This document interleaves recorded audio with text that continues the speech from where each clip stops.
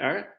Okay, hey, well, first of all, I want to say it's a pleasure to have George Galuska uh, here today. And before we get into your amazing skills, I just want to share screen and show everyone something really cool here.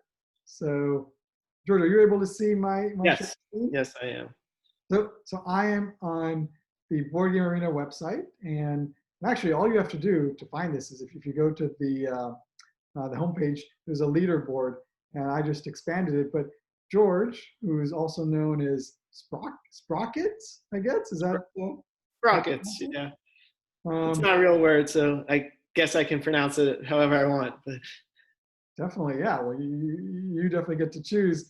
And George is the number one player on the overall leaderboard in Board Game Arena, and by quite a long shot because um, you have a million XP points, and second place is 514,000. And I think you're mentioning like after you pass the 1 million mark, you don't actually know the exact amount. Is that right? yeah, I mean, in theory, I could go to the individual scores and calculate it, but I haven't bothered to do that to this point. But it is, I mean, it's maybe 1,020,000 at this point, somewhere around there. So it's just barely over a million.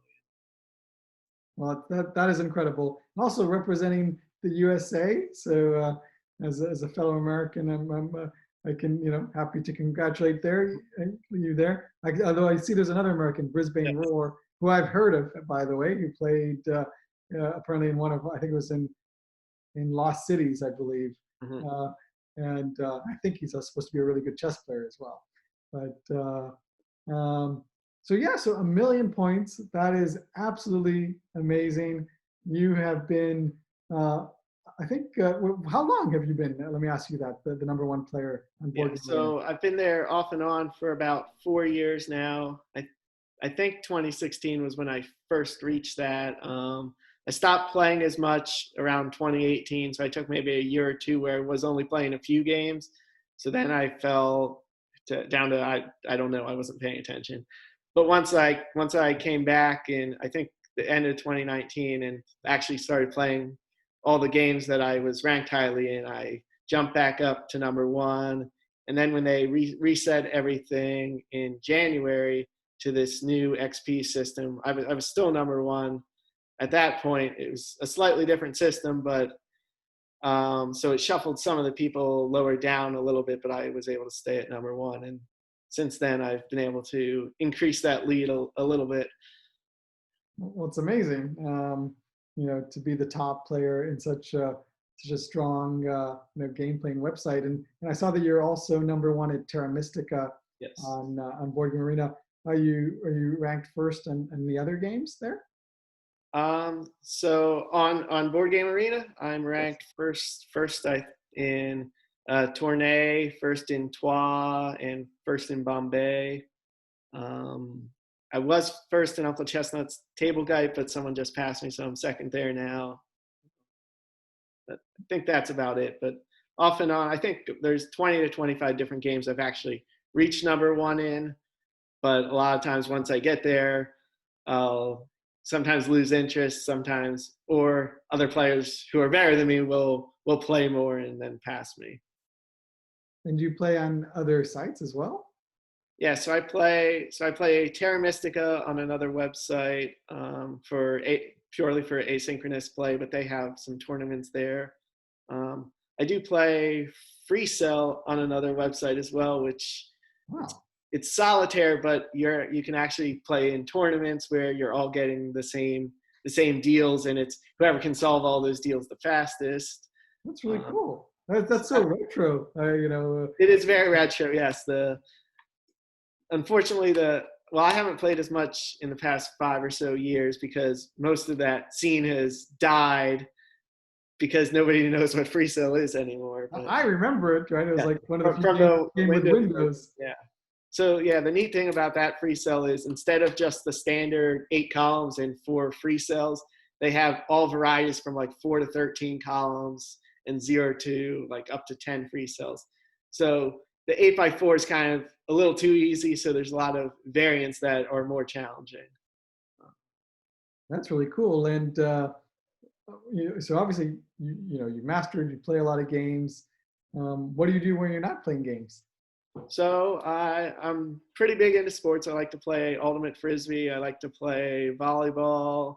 I like to go hiking with my fiance, or and I enjoy to some extent some of the yard work. And we have a small garden that we take care of. So that's kind of rewarding, being able to make stuff grow. That's cool. So you mentioned your fiance. Does she play any games? She'll play a few card games, but she's not into the longer Euro type games, the more complex one. Mostly card games. Of the games I've played with her, she said "Can't Stop" is her favorite because that's the one she was able to beat me in. Sure. It's nice. It's nice to be able to win. And what about your family? Like, did you grow up playing a lot of games? Yes, we've since I was a little kid, we were always big into games. Mostly card games growing up, as well as some abstracts. My dad was a big chess player. Oh, I cool. played chess in a little bit in elementary school. Then in high school, I was on the chess team. I never got great at it, but I did enjoy it. My dad would always beat me, so I tried to find Wow. other games that What was had abstracts. what was your dad's highest rating? He didn't play in tournaments or anything. He played a lot online. Okay. So it's really hard to say what that would equate to. I think he got up to around 2,000 or so online, which Yeah. probably is a couple hundred points lower than in an actual tournament. That's still Still very solid player. Yeah, no doubt about that. very impressive. And what are some of the signature games that you would play with your family? Yeah. So we play a lot of Seven Wonders now. That's probably the most requested game. We also play Tokaido. We play Hand and Foot, which is a variant of Canasta card game. We used to play a lot of Ticket to Ride and Dominion. We don't play either of those quite as much anymore, but every so often we'll get them out. Settlers of Catan was kind of the one that started it all. I'm sure that's the case for a whole lot of people. Yes. Um, Still a classic game. Still very fun. I mean, I definitely like playing it, especially with the Cities and Knights variant. Yeah. Cities and Knights is great. That's true. That's one that my one sister always says, "Why don't we ever play Settlers anymore?" It's like, oh, there's so many new games and so little time. And actually, Settlers can sometimes be a bit vicious for family members, perhaps as well. Yes, putting that robber on each other. So yes. A lot of their strategies are just always attack George because he'll probably win in the end. There you go. Yeah, that's when you have a winner's reputation, it's tough. People do target you. What about going back to Board Game Arena? So they have an Elo system there, but it's a bit different than chess, right? The Elo system. Yeah. How does it work? So one of the big differences is that instead of starting off, well, there's no provisional rating. So instead of starting off with some provisional rating and having to play so many games before you get rated, yep, you're starting off at 0, which is, in some sense, it's a provisional rating, but you can only go up from there. Yep. So until you hit at least 100, you can't lose any points. So it really, once you're over 100, it is basically the same as the Elo system in terms of the differential in your two scores or your two Elos is what determines your probability of winning a game. And then based on that, you have some K value that is used to factor in, and that gives you your plus or minus points. And it's the same or basically the same formula, whether it's 2, 3, 4, or N players. Got you. That makes sense. So any tips for us mere mortals on how to grow our XP on Board Game Arena? So I mean, I think if you're purely looking to gain experience points, one of the big things is to learn new games as they come out.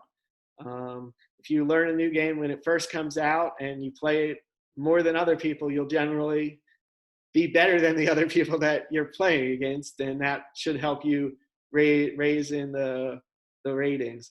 And the other thing there is since it takes so many games to actually approach your true elo, it's more about how much you play than it is how good you really. I mean, you still have to be pretty good, Yep. but if you're pretty good and you play a lot, you can get, at least early on, you can get a higher rating than someone who's great but doesn't play as much. Sure. And then So if you're learning all these games, is that something you do regularly? I love learning new games. For whatever reason, I'd rather read a rule book to a board game than reading a book. Ah, But I mean, I enjoy learning new games. I usually will read through the rule book once. Then most of the time after that, I'll try and play the game once or twice, and then read the rule book again to understand what I might have missed. where, Usually, where do you read the rule books? Like, is it on BGA? You go and look them up on Board Game Geek? so most of the ones on BGA now have links right on the play page to the rule book. So Yeah. that makes it nice and easy. I will say that once I find the rule book, I have a favorites tab folder that has probably about the rules to like 50 or so different games in. So I tend to just keep them on my computer. So if I'm in a turn-based game and I haven't played that game in a while, I can hop over to the rule book and refresh my memory. Cool. You strike me as someone who could probably create his own game at some point. Is that something that you've thought of doing? I have thought about it at times, but I've never actually put any work into doing it. But I definitely, when I think of different games that I might not love the game, but I'm like, there's certain elements of this game that are great. I don't know if I'd be great at creating one. I think I'd make it too complicated, but I think you're being very very humble. So good. But we're going back to these rule books. So how do you? I mean, obviously you learn the rules, but how do you learn strategy? How do you usually kind of tackle a new game? so in general, I like to play the games and discover strategy for myself. I'm not a big fan of watching video strategy guides or anything like that. I will do that on a rare occasion, but usually I prefer to see the game with a fresh set of eyes and figure it out for myself. I think it feels much better when I do good that way than if I had, oh, this is the strategy for this game. Well, I was able to execute what they told me to do, but I didn't really think of it on my own. So I don't really feel too great about winning by using someone else's play. I see. That's cool. It's all about coming up with your own strategy. I can respect that. Which makes it tough for a game like chess, which has such long opening books and that type of thing. Yeah. I mean, there's people that spend probably hundreds of thousands of hours on that. Chess, it's crazy the amount of memory that you have to just know all these just for opening theory. It is insane. It's true. And there's lots of people that are great at that, and there's a lot of people that prefer the chess 960 because it doesn't have the same opening books, because there's so many different combinations. You can't have an opening book for everyone unless you're a machine. Yes, that's right. A human can't do that. But yeah, chess 960 is super cool in that sense. So wow, so you play a lot of games, and is there a preference between 2-player to multiplayer, like 3+, or what? I enjoy both 2-player, 3-player, 4-player games. Usually not more than 4 players, at least for a strategy game, because one, it takes too long. And Seven Wonders works well. Seven Wonders works pretty well. I still prefer that at 3 or 4 player, just because one of the big things I like about Seven Wonders is looking at a hand of cards and knowing I'm going to get this hand back in 3 turns. I can try and figure out what the most likely cards are that are still going to be there, and that can help determine your strategy. If you get 6 or 7 players, it's still a fun game, but there is more. That's a really good variance to it. Really good point. Yeah. Thanks. Wow, it's really cool. And do you go to any games conventions? I've never been to a games convention, which I hope to change that someday. There's right in Pennsylvania, there's the World Board Gaming Championship. I think they call themselves World Board Gaming Championships. I don't really know how official that title is, but I guess if they claimed it first, it makes it true. Oh, it's a cool name. Yeah. But yeah, so that someday I do hope to attend that for at least a couple days. I know they have a Terra Mystica tournament there, and I think Rainier, who played in that tournament, he finished third, I think, in the MSO. I think he won that a couple of years ago, and there's another player from the Philly area that I think won it last year. So that would be a really fun one to get to go to, even if I only go for like the 2 days of that tournament. Yeah, you definitely should go and play and compete. And obviously, you're very welcome to come to the Mind Sports Olympiad if it takes place in London next year, which I hope it will. And of course, you've already participated in our Lost Cities event this year, but I would love to see you compete in more. I'm sure you would have enjoyed our Terra Mystica event. And Yes. I know the hours don't always match perfectly, but yeah, we definitely plan on having more online events in the future. Yeah, and certainly, yeah, since you guys presumably will do something online, if I know far enough ahead of time, I think I'll be able to make at least the events I really want to play a possibility. Awesome. Well, it'll be great to have you compete in more events, and it's really cool to get to talk to the top player on Board Game Arena. I guess, yeah, before we sign off, tell us a little bit about how, I guess, the website. It seems like a pretty fun site to play. What do you really love about Board Game Arena? So, one of the big things is that you've got like 200 different games to choose from, and I mostly play in turn-based mode. And with turn-based mode, even for the less popular games, you'll eventually find an opponent, so it's not a big deal. In real time, there's probably about half the games that it's really hard to find an opponent, but for the more popular games, it's a great site. You can meet people from around the world. You can get involved. There's lots of people running like side kind of make your own tournament type things that are really fun. The tournament system is great for 2-player games. Hopefully they will make it possible for 3 or 4-player games, or make it possible for you to have like multi-stage events where you start out with like a Swiss system and then move to a knockout for the end. I know you guys did that manually for a lot of your tournaments, right. but that would be great if they could put something like that into the system itself. The arena mode it's not perfect, but it is a lot of fun. It's fun to get the more competitive players playing against other more competitive players. It's also a great place to play with your family. Oh, cool. You do that with your family? Yeah, my one sister and brother-in-law are both on the site. Another sister signed up. My fiance has an account.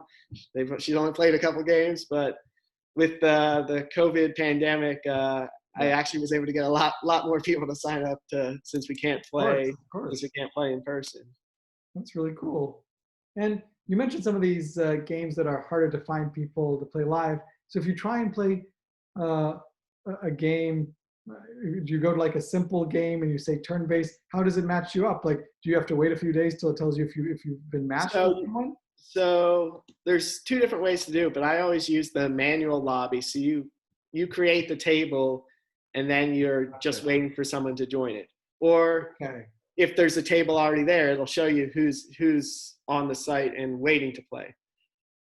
So really, if you want specific parameters for your game, you might have to create the table. But usually for a lot of the lesser played games, it's like it almost doesn't matter what the parameters are. Or, probably a third of the games on the site don't really have any variance. Yeah. So just you go in, simple game, turn-based, and then you say, I want to play this game. You said how many players you want in that game, and then you hit go, and then you eventually, whenever someone else sees that and decides to join, then the game will start once it's full. That's cool. Well, hey, I hope we get to play some time, and I want to congratulate you on being the top player.